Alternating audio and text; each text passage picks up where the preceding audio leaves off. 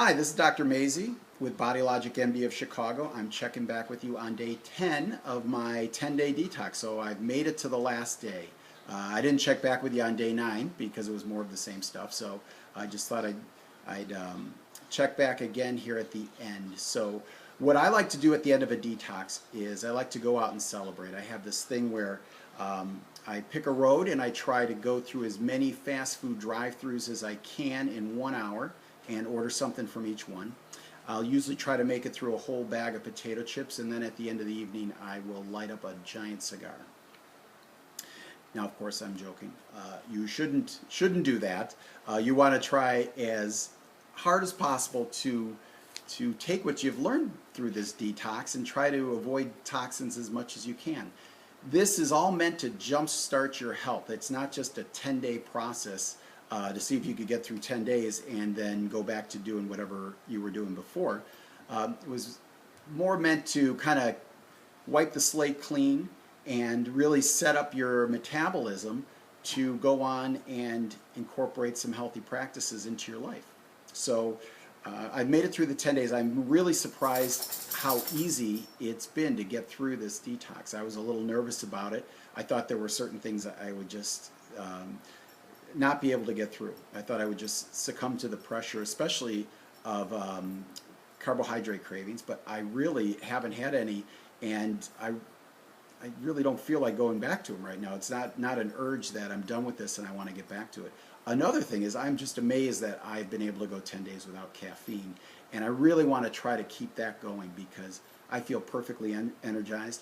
I don't like relying on caffeine to get through a day, and I found I really don't have to. So another thing, I did mention this when I checked back in on day 8, that you want to really take note of the foods you incorporate back into your diet. And there's a way to do that and make sure that you just take note to see if you have any food sensitivities or if any foods just make you feel terrible, and then you'll know to avoid those in the future. Another thing is you want to really try, and I'm going to try this, avoid certain things that cause a big toxic impact on your body. For instance, fast food, processed foods. I'm really going to try to avoid those. I am very impressed how good I feel eating mostly vegetables and real food, so I'm going to try to continue that. Another thing is, I'm going to avoid plastic bottles. They carry some toxins. I'm going to try to avoid a lot of the chemicals that I use around the house, again, to just minimize the amount of toxins I'm ingesting into my body. Another thing is I'm going to try to eat organic as much as possible, even if I choose to eat any beef or poultry. I'm going to really try to look for products that don't have a lot of or just have been raised organically with no antibiotics or other chemicals.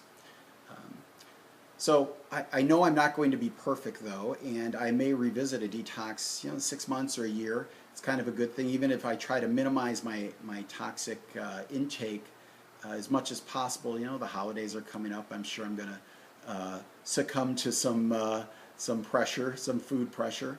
And just going through life in general, there's a lot of toxins everywhere, and I'm sure I'm going to be exposed to some, and I'm going to have some enter my body. And so it's a good idea every now and then to revisit a detox and sort of reset your metabolism and again, wipe the slate clean and start all over.